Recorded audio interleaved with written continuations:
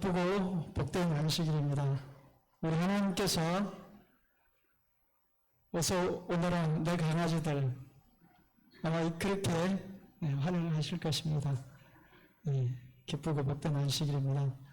특별히 2월 1일 새 가족 초청의 날은 아마 더 기뻐하실 줄로 생각됩니다.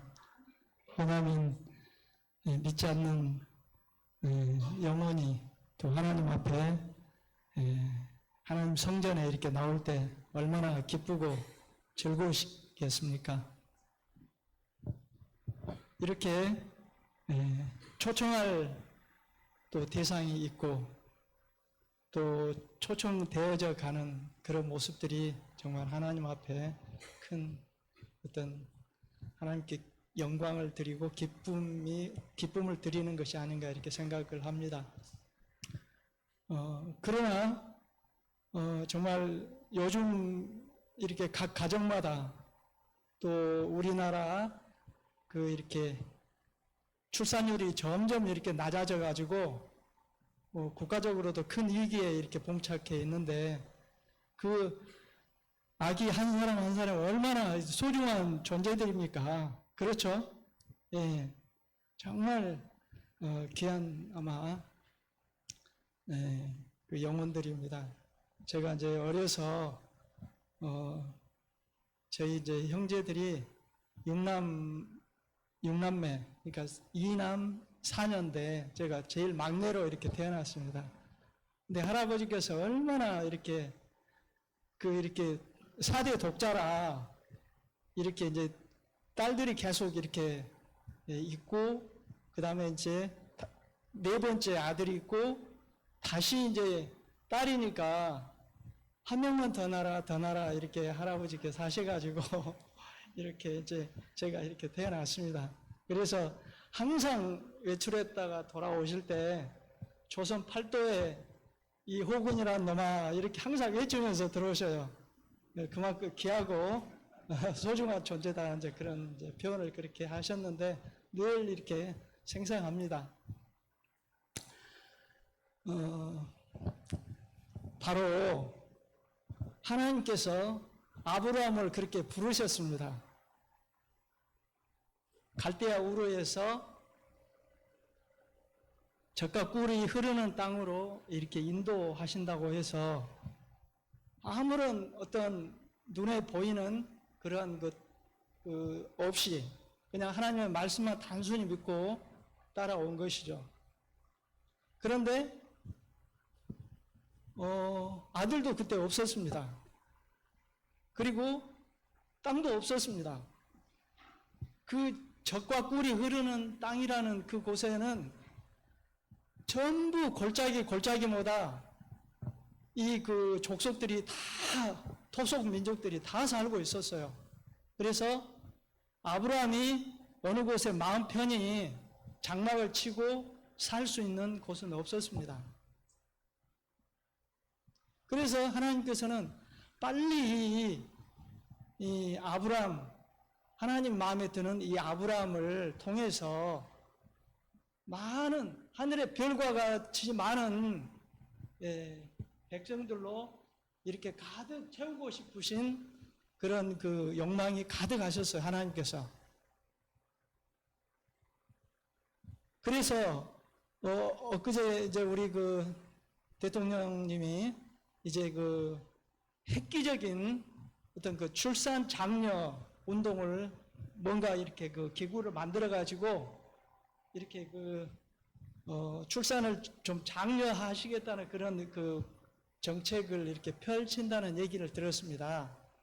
이제 그 정책이 어떻게 된 내용인지 잘 모르겠습니다만은 정말 얼마나 답답했으면 그런 정책을 대대적으로 펼쳤을까요? 하나님께서도 그 안타까운 마음에 빨리 아브라함이 자손을 보고 해서 하늘의 별과 같이 많은 그런 백성들로 이렇게 만들고 싶은 생각인데 근데 하나님께서는 아직 땅도 없고 자녀도 없는데 그렇게 부르시고 약속을 하신 것입니다. 바로 이제 그 내용이 어디 있냐면요. 한번 보시겠습니다.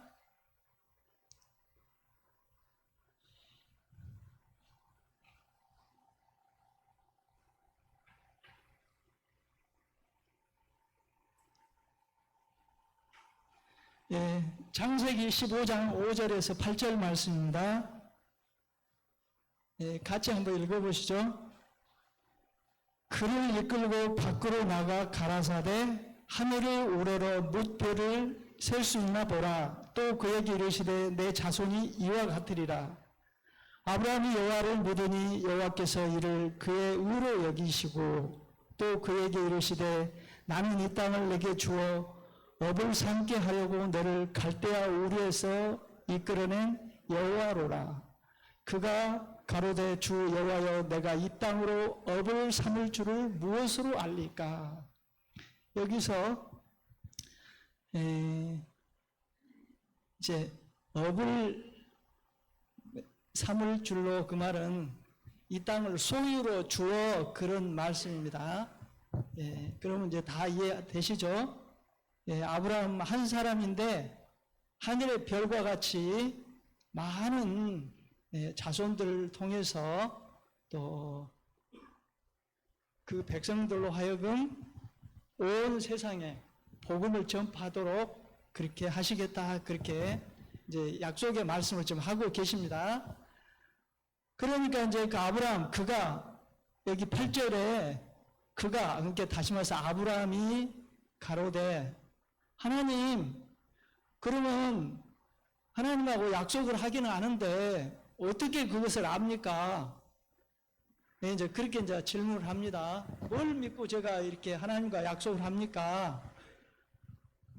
근데 8절 이후에 이제 어떤 내용이 나오냐면 그 재물, 뭐 소, 양, 뭐 이렇게 배를 가르고 참새나 그런 것은 이제 작으니까 가르지 않고 이제 재물을 두고, 다시 말해서 서로 약속을 어기면 이제 이렇게 죽는다. 이제 그런 어떤 그 표현이 그 당시 그 지역의 하나의 그 약속의 표현이랍니다.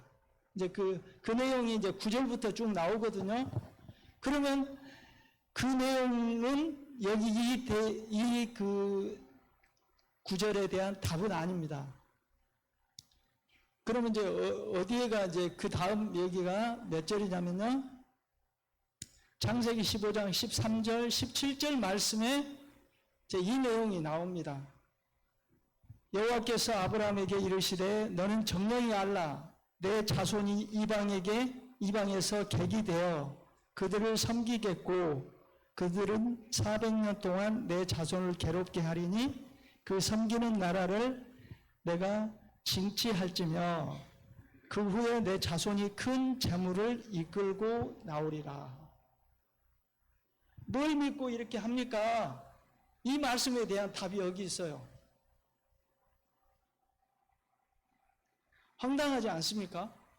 지금 갈대아 우르에서 하나님 말씀만 믿고 가나안 땅으로 왔는데 하나님께서 이제 별과 같은 많은 자손들을 주겠다 하시고 그 다음에 그래서 이제 땅도 주셔야 될 거 아닙니까? 그러면은 하나님께서 어디 산 어디서부터 강 어디까지 가서 얼른 깃발 꽂아라. 그러면 너희 땅이 되고 너희 후손들이 여기서 오래오래 살 것이다. 이렇게 하셔도 지금 이렇게 그 아브라함이 그 믿을동 말동 할 텐데 오히려 지금 뭐라고 하십니까? 400년 동안 그것도 평민도 아니고 종살이를 하라. 그렇게 말씀을 하시는데 이해가 되십니까? 그동안 저는 이 부분에 대해서 굉장히 좀 개인적으로 좀 이렇게 궁금한 점이 이렇게 있더라고요.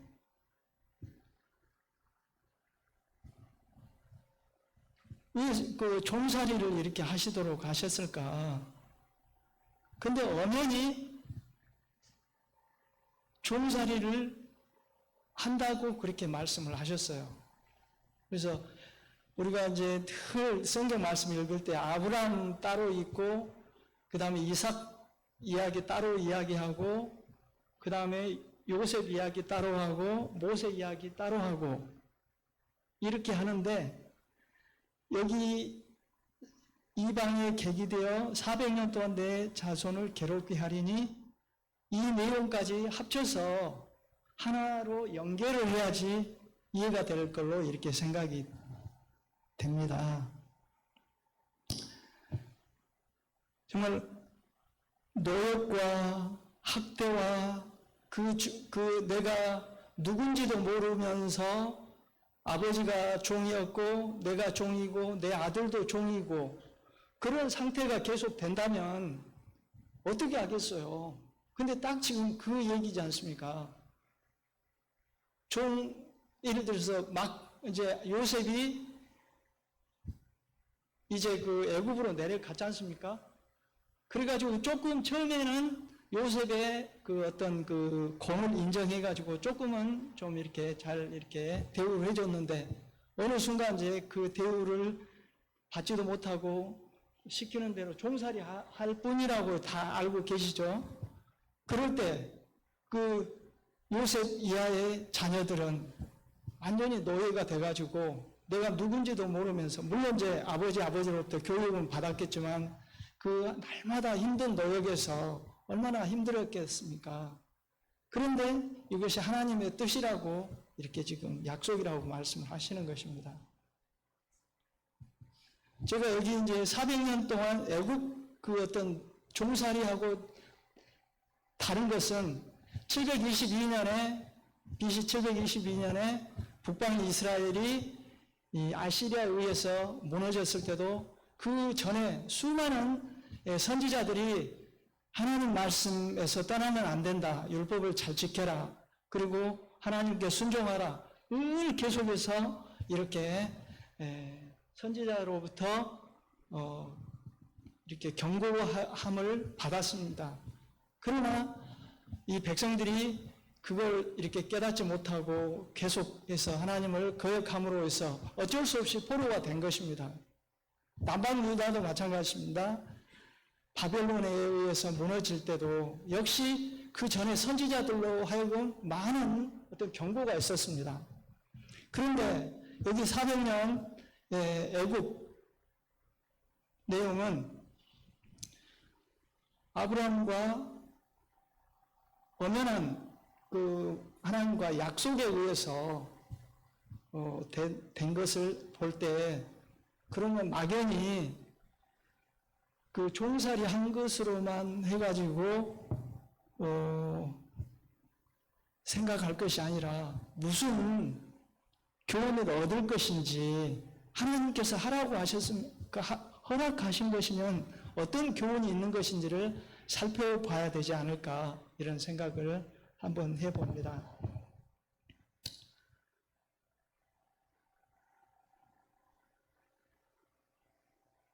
아까 이제 이 말씀 드렸지 않습니까?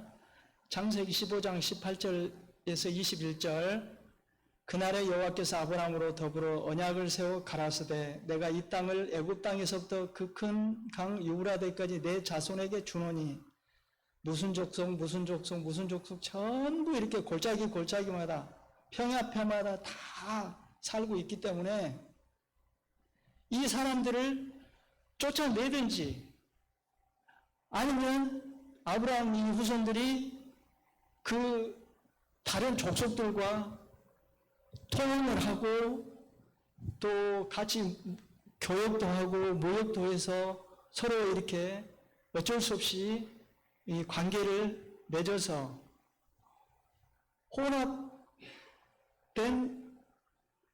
자손들이 나올 수밖에 없는 지금 위치에 있습니다. 그런데 하나님께서는 하나님을 믿는 백성으로서 단일 민족을 이루기를 이렇게 바라셨습니다.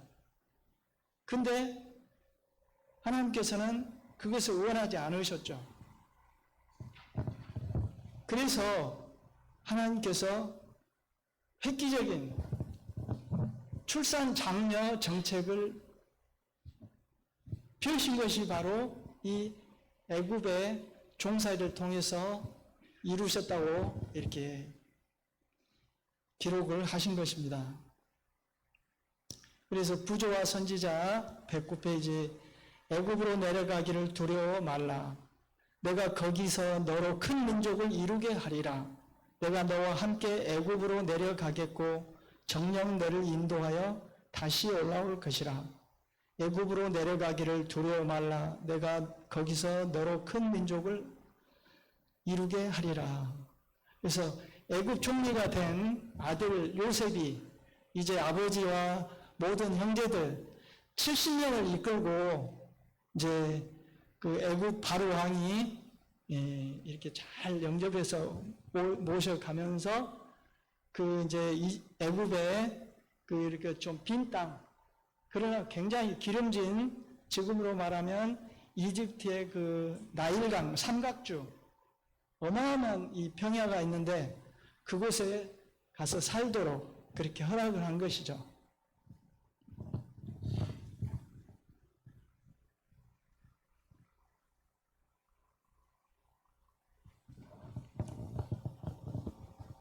그래서 신명기 10장 22절 애굽에 내려간 내 열조가 겨우 70년이었으나 이제는 내 하나님 여호와께서 너를 하늘의 별과 같이 많게 하셨느니라. 그래서 출애굽기 1장 7절 말씀에 얼마나 이 이스라엘 자손들이 막 기하급수적으로 막 늘고 하니까 중다하고 번식하고 창성하고 심히 강대하여 온 땅에 가득하게 되었더라. 그러다 보니까 이 애굽의 조정에서도 이게 이제 막 두려움을 느껴서 심지어 산파를 통해서 아들을 다 막 이렇게 죽게 하는 그러한 일이 벌어진 것이죠. 요즘 이제 젊은이들이 결혼을 안 하려고 하기도 하고 또 결혼해서도 아기를 한 명이나 겨우 이렇게 낳으려고 하고 막 그러는데 왜 그러냐 이렇게 물어봤더니 첫째는 뭐 이제 순위는 바뀔 수는 있지만 첫째는 살 집이 없다. 너무 어렵다. 살 집을 구하기가. 그 다음에 또 일거리 직업도 힘들다. 막 이런 것들이죠. 어떻게 보면 근본적인 것이. 뭐 사회적인 이제 풍조도 있겠지만. 근데 하나님께서 이 바로의 어떤 그 어마어마한 그 당시 지금으로 말하면 미국 대통령 같은 그 어떤 권력이 막강하죠. 그런데 그 바로의 그 권세 안에 들어가서 이 목축업을 이렇게 한다고 처음에 했었습니다. 근데 목축업은 이 애굽 사람들에게서는 엄청나게 그 어떻게 보면은 가증한 걸로 생각을 하기 때문에 아예 그냥 이렇게 딱 선을 그어놓고 서로 결혼을 안 하려고 하는 그런 풍조가 있어서 이 목축을 얼마든지 마음대로 이렇게 할 수가 있었던 것이죠. 또 나중에 이제 위협을 느껴서 이제 막바지에 접어들어서는 이제 그 더 심했겠죠. 이제 종으로서의 어떤 그 노역이. 어찌됐든 간에 이 수많은 백성들이 순식간에 그렇게 불어날 수 있는, 이렇게 하나님께서 일자리, 그 다음에 먹거리, 그 다음에 직업, 땅, 집, 모든 것들 다 그냥 이렇게 한 400년 동안 이렇게 번성할 수 있도록 터전을 이렇게 마련해 주신 거죠. 그래서 우리는 막연히 하나님께서 그냥 왜 애굽 가서 종살이를 이렇게 하도록 할까? 그런 어떤 그 생각을 이렇게 하게 되는데, 우리도 마찬가지지 않습니까? 조금, 어떤 숨기고 싶은 그런 과거들은 얘기하지 않고 자랑스러운 것만 얘기하는 어떤 인간적인 어떤 그런 것처럼 이스라엘 백성들도, 애굽에서 탈출할 때 그 홍해를 가르면서 하나님께서 도우심으로 영광의 탈출, 또 구름 기둥으로 인도해 주셨고, 또 구름 기둥으로 불기둥으로 인도하시고 어떤 그런 것들만 이렇게 막 얘기가 되는데 실은 종살이 이것도 하나님께서 특별한 섭리를 주셔가지고 많은 어서 우리 네가마지들 너가 믿는 그 믿음의 조상이니 너의 후손들이 얼른 퍼져가지고 좀 온 세상에 있는 많은 백성들에게 복음을 전해라. 그런 의도로 이렇게 그 보내셨다는 어떤 그런 섭리를 좀 이해를 해 주셨으면 좋겠습니다. 네. 그래서 하나님께서 종살이 한 것도 우리에게 큰 축복을 주시기 위해서 이렇게 하셨겠구나 이런 생각을 한번 해보시면 좋겠습니다. 하나님은 항상 한 사람을 택해서 또 그 택한 사람이 하나님의 백성이 되면 그 자손들이 꼭 그 피로 맺은 자손이 아니라 영적인 그 후손들을 많이 이렇게 인도해서 하나님께 이렇게 함께 같이 가고 싶은 마음이 곧 하나님의 마음이신 것이죠.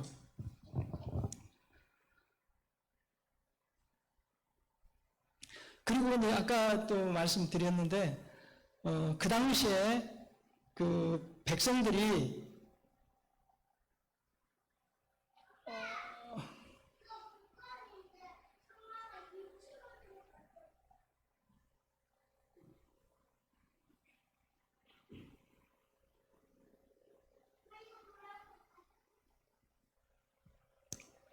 이제 두 번째 내용입니다. 하나님께서 꼭 그러면은 후손들을 많이 이렇게 그 큰 민족을 이루게 하신 것만 그 교훈으로 이렇게 주셨을까? 그건 플러스 정말 나처럼 되어라. 다시 말해서 하나님처럼 되어라. 이런 그 의도도 있으신다고 저는 생각이 됩니다. 그래서 출애굽기 19장 5절 6절 말씀에 세계가 다 내게 속하였나니 너희가 내 말을 잘 듣고 내 언약을 지키면 너희는 열국 중에서 내 소유가 되겠고 너희가 다 내게 대하여 제사장 나라가 되며 거룩한 백성이 되리라. 너는 이 말을 이스라엘 자손에게 고할지니라. 그래서 하나님의 큰 계획은 정말 한 사람을 선택해서 한 민족을 만들고 그들로 또 하나님의 나라의 모형을 세워서 그 나라를 보고 온 세계 거민들이 다 복을 받고 하나님께 인도함을 받도록 하신 것이 하나님의 큰 계획이었습니다. 바로 최초로 한 사람 선택된 사람이 바로 아브라함이었고 그 후손들인 것입니다.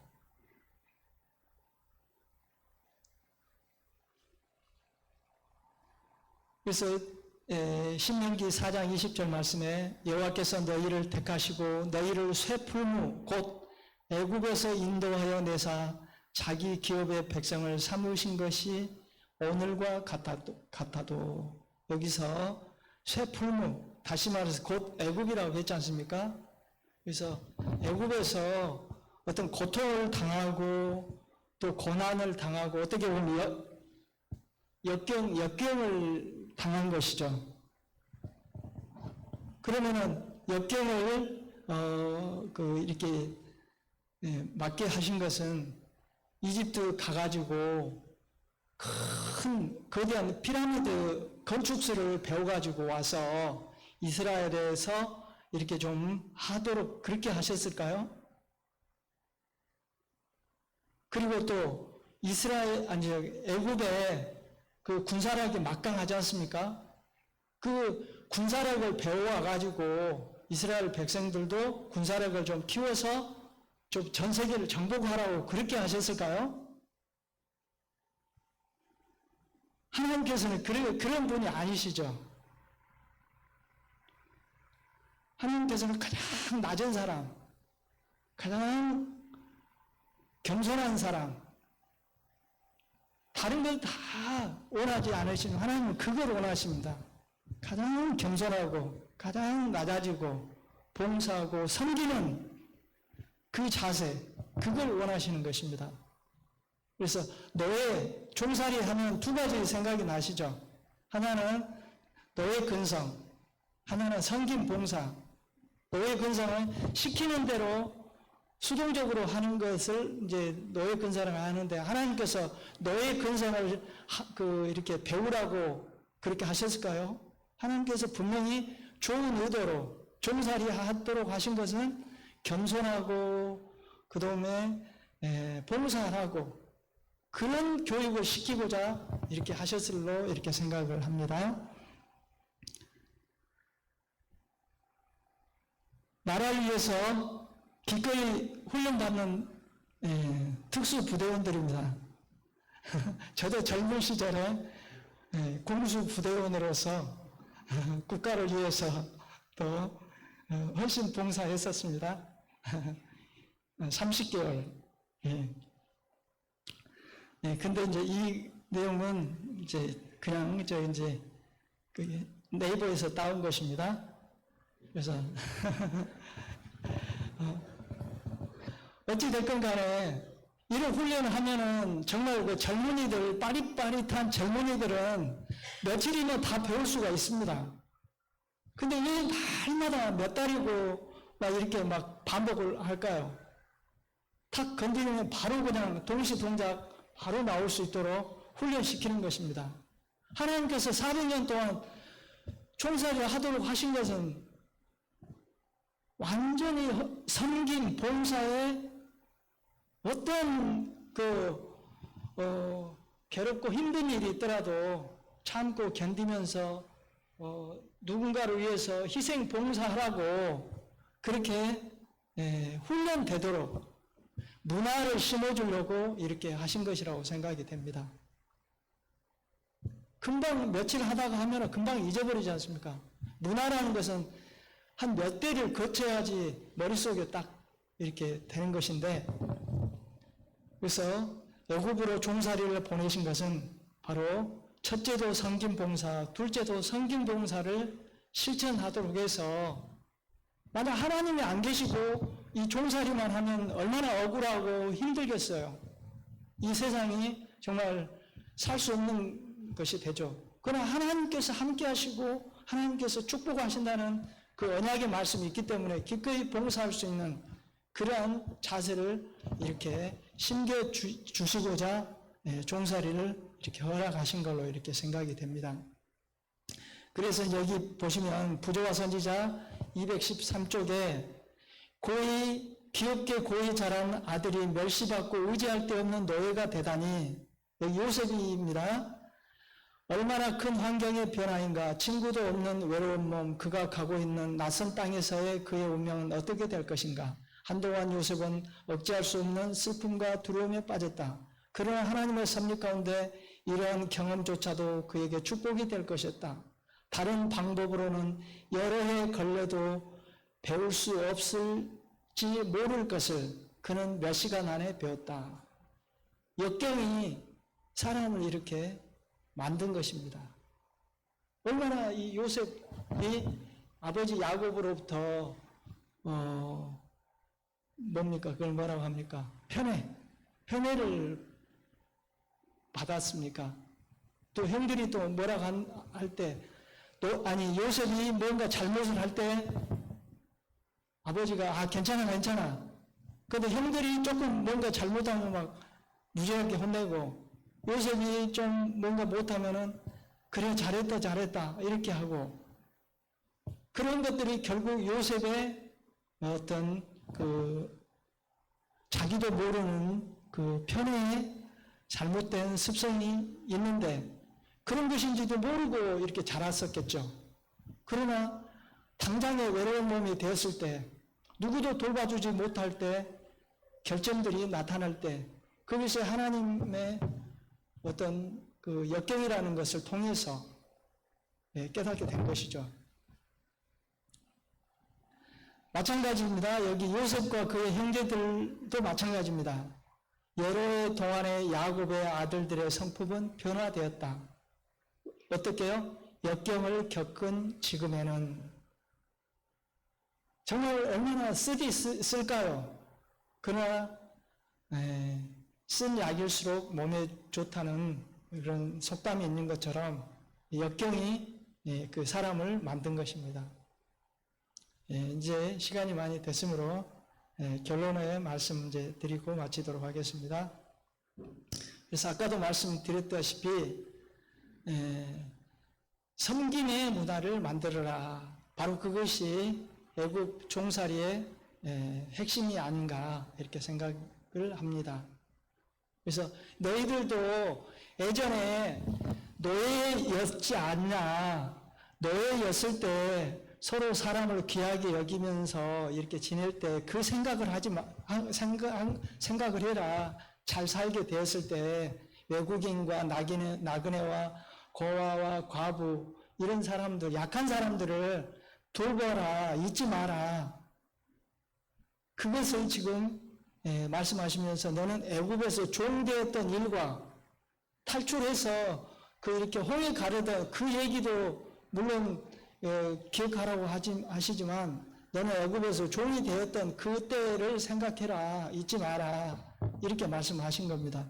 또 밑에도 너는 애굽 땅에서 종되었던 것을 기억하라 그렇게 말씀하십니다.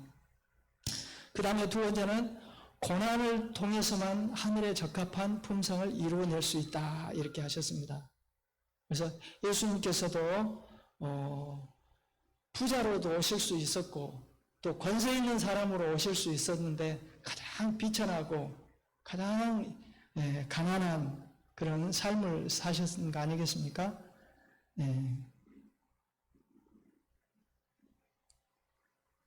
그 다음에 너희는 애굽 종살이가 얼마나 비참한가를 뼈저리게 겪었으니 내가 너희에게 주는 땅에 들어가서는 너희 가운데 절대로 약자가 생겨나게 해서는 안 된다고 이렇게 말씀을 하십니다.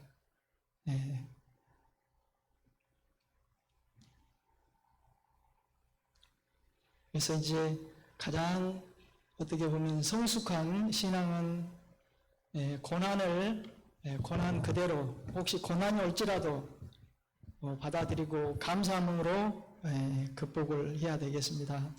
그래서 우리가 예수님을 믿고 생활할 때 어떨 때는 순풍의 돛담배처럼 또 인생길 잘 나갈 때도 있지만 인생이란 게 꼭 그것만 있는 것이 아니죠. 또 역풍이 불어올 때 역경과 고난이 닥칠지라도 하나님께서 나를 훈련시키시고 단련시킨다는 마음으로 믿음을 이렇게 저버리지 않으시면 하나님의 큰 계획에 따라 큰 사명을 이루는 도구로 이렇게 사용하시라고 이렇게 생각이 됩니다. 이스라엘 백성들이 아버지도 종이고 나도 종이고 앞으로 내 자손도 종이 될 것 같은 그런 막막한 시기에도 하나님께서는 도구로 사용을 하고 계셨던 것이죠. 이스라엘 민족들을 이렇게 번창하게 하는 하나의 도구로 이렇게 사용하셨다는 것을 생각하시고요. 저와 또 우리 성도님들 비록 이렇게 종살이 같은 이 세상 고난이 있다 할지라도 이렇게 실망하지 마시고 하나님께서 함께 하시면 언젠가는 하나님께서 그 처지와 형편을 다 아시고 계시기 때문에 좋은 길로 또 인도해 주시고 또 그러실 줄로 믿습니다. 꼭 아브라함 같은 또 믿음 갖게 되시기를 이 시간에 간절히 바라면서 말씀 마치도록 하겠습니다.